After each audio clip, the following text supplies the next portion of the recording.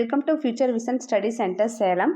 இன்னைக்கு நம்ம classification of the meristematic tissues, இது வந்து apical meristem, intercalary meristem, lateral மெரிஸ்டம்னு சொல்லிட்டு 3 டைப்ஸ் ஆஃப் மெரிஸ்டம்ஸ் இருக்குது.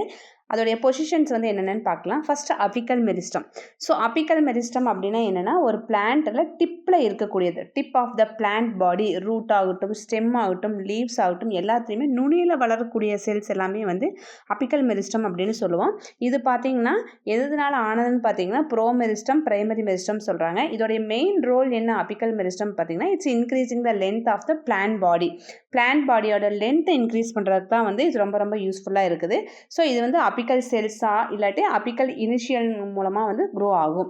ஸோ இன் கேஸ் ஆஃப் டெரிடோஃபைட்ஸை பார்த்தீங்கன்னா அபிக்கல் மெரிஸ்டம் வந்து எப்படின்னு இருக்கும், சிங்கிள் செல்டு அபிக்கல் செல்ஸாக இருக்கும். இதில் டெரிடோஃபைட்ஸில். இதே வந்து இன்ட்ரகேலரி மெரிஸ்டம் அப்படின்னு பார்த்தோம்னா between the permanent tissues. So சைடில் இந்த நோடு இன்டர்நோடு ஃபார்ம் ஆகிறதுக்கு தான் வந்து இந்த இன்ட்ரகேலரி மெரிஸ்டம்ஸ் வந்து ரொம்ப யூஸ்ஃபுல்லாக இருக்குது.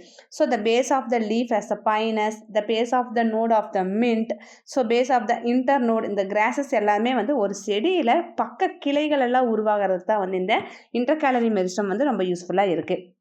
ஸோ தேர்ட் ஒன் மெரிஸ்டம் பார்த்தோம்னா லேட்ரல் மெரிஸ்டம். ஸோ இந்த லேட்ரல் மெரிஸ்டம் எதுக்கு எங்கே இருக்குது, எந்த பிளான்ட்டில் அதிகமாக இருக்குன்னா இந்த சர்க்கம்ஃபரன்ஸ், அதாவது வந்து அந்த பேரலாக அந்த டெப்த்து கீழே இருக்கக்கூடிய கிர்த்தை இன்க்ரீஸ் பண்ணுற, திக்கனிங் ஃபார்ம் ஆகிறது, கீழே பேஸ் மட்டம் அந்த பிளான்ட்டோடைய கீழே அடித்தளத்தை வந்து இன்க்ரீஸ் பண்ணுறது தான் வந்து இந்த லேட்ரல் மெரிஸ்டத்தோடைய மெயின் ஒர்க். இதே வந்து செகண்டரி மெரிஸ்டம்னு சொல்லலாம். லேட்ரல் மெரிஸ்டத்துக்கு இன்னொரு பேர் வந்து செகண்டரி மெரிஸ்டம்னு சொல்லலாம். So increasing the thickening girth of the plant body.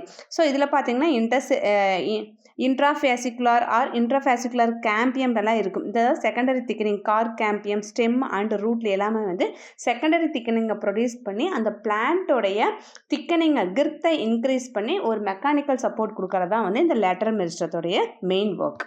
So when a cambium is considered as a lateral meristem, it is responsibility for. So the lateral meristatoria main responsibility enna. So option A to increasing the height of the stem, option B to give rise to the lateral branches, option C to increasing the girth of a plant, option D to increasing the length of a plant. So option C, it will be increasing the girth of the plant is the correct answer.